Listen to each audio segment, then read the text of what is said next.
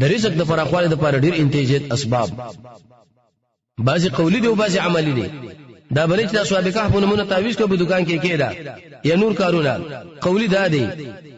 د رسول الله صلی الله علیه وسلم د احادیث معلومیږي چې کله انسان دا ذکر بار بار کوي لا حول ولا قوه الا بالله الله عز وجل په دمه د رزق کړي را پراخه کوي اگر که محدثین سندن په دې سند باندې کلام هم کوي چې بدی کې راوی دی یونس ابن تمیمه او اهل علم په غیبه ټک او باشه خو بنا بر هر تقدیر تقریبا د اتم رسول مسلې د پاردار را لګل شوی د لا حول ولا قوه الا بالله د عرش د خزانونو یو لوی خزانه ده یو پکې دا چې د رزق کړي بر ختم شي یعنی پراخ شي غم به ختم شي یو عالم فرمایي ما پر دې زنانو لکاته خپل شیخ له دا خبره وکړه چې زه څه وکما تر څو مې دا نظر کنټرول شي ویغه مال ویل چې لا حول ولا قوه الا بالله دا وایا الله عز وجل بس دا نظر کنټرول کې په کدا چې اق زنانو اسمه د شي معلومیږي دا ګمان کې لکه عام دیوال دی باندې سړی د ابلیس نم بچ کیږي فلا حول ولا قوه الا بالله فاعوذ بالله فامنت بالله ولا اله الا الله په دې شی باندې سړی د ابلیس نه بچ کیږي دویم سبب چې دی هغه استغفار سړی وای استغفر الله اللهم اني ظلمت نفسي ظلما كثيرا ولا يغفر الذنوب الا انت فاغفر لي قران په دې باندې تصریح کړی دا چې کوم انسانان استغفر الله وای رب العالمین بکنه غواړي الله عز وجل دې انسان رزق پراخي دریم سندن اگر علماء ور باندې کلام کړي د سورې واقع رسول الله څنګه پروي د عبد الله ابن مسعود کې راځي څلورم مجموع زوائد لسم جل یوسل 3 نمبر صفحات اغه ذکر اغلی دي اگر که علماء ور باندې دا کلام کړي دي اغه ذکر کړي رسول الله صلی الله علیه وسلم او بعضی روایتو کې دا راغلي لا اله الا الله الملك الحق المبين دا ذکر بار بار کوي چې نشته حقدار د بندګۍ سوا د الله نه حق دی مالک دی کار دی چا سوري اخلاص ویلې امام طبرانی ورته ذکر کړی دی اگر کو علماء ور باندې کلام هم کړي چې کله سړی د خپل کور له داخليږي او د په دې وخت کې قل هو الله ویلې الله عز وجل رزق پراخي سندن دا کمزوري دی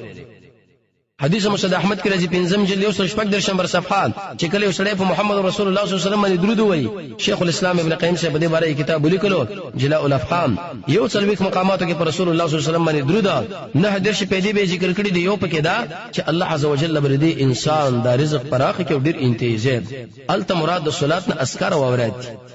چا به دغه دعا ذکر کړی دا اللهم اجعل اوسع رزقك علي عند كبر سني وانقضاء عمري مستدرک د حاکم اول جلد 522 نمبر صفحات المحدث الكبير امام محمد ناصر الدين الباني صاحب یو زر 509 درش کې دغه روایت راوړی دی یا الله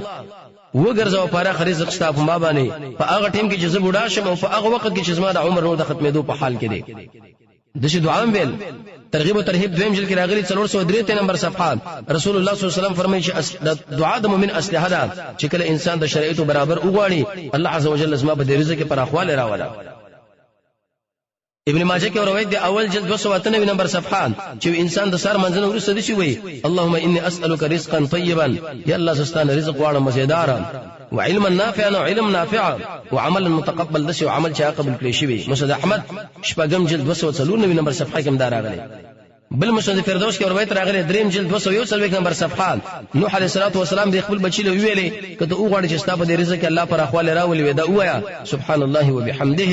حدیث کې راځي رسول الله صلی الله علیه وسلم فرمایي سبحان الله وبحمده سبحان الله العظیم دا خو هغه کلمې چې تل د نیکی په درندېږي رب العالمین لا محبوب دي او په شبه باندې اسان دي او چې سبحان الله وبحمده سل کرت ویلې محمد رسول الله صلی الله علیه وسلم فرمایي وې کدي شین د زک په اندازه باندې د ګناهونه الله عز وجل ورته ټول ګناهونه معاف کوي یو بل روایت کې دام راغلی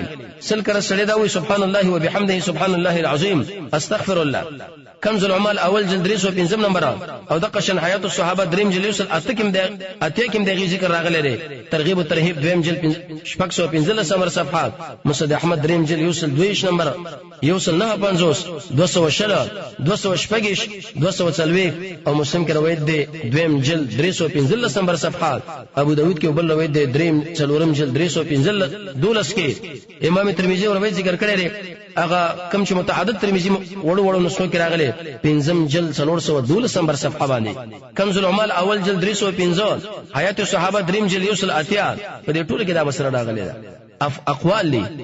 جهاد فی سبیل الله دی وعده دی چې سړی وعده کوي الله عز وجل رزق پراخي په افعال کې حدیث مسند احمد کې راځي حدیث ابو داود کې راځي حدیث بخاری کې راځي سړی سره رحمی پالي ترغیب او ترهیب کې راغلي دریم جلد 50 نمبر صفحه د خوراک او ساک نمخ کې لاسونه منزل، لیکن علماء په دې باندې کلام کړی دی چې دا سنت طریقه نه ده بلکې دا شی ادب.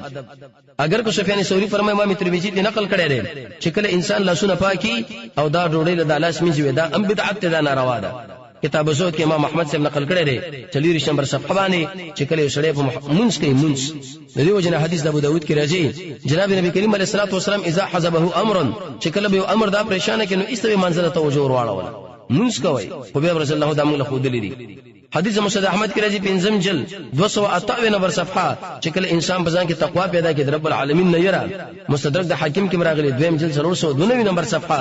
ابن ماجه کې روایت راغلي دی 2 جلد 1311 نمبر د حدیث نمبر دی. تقوا بزان کې پیدا کول د پریزه کې پراخواله راتله. هکذا صاحب د مشکات هم دا روایت راوړي دی. او بل سبب چې د انسان رزق قرباني پراخيږي د ګناهونو نزان ساتل. حدیث مسعود احمد کې راځي 5 جلد 200 نمبر صفحه.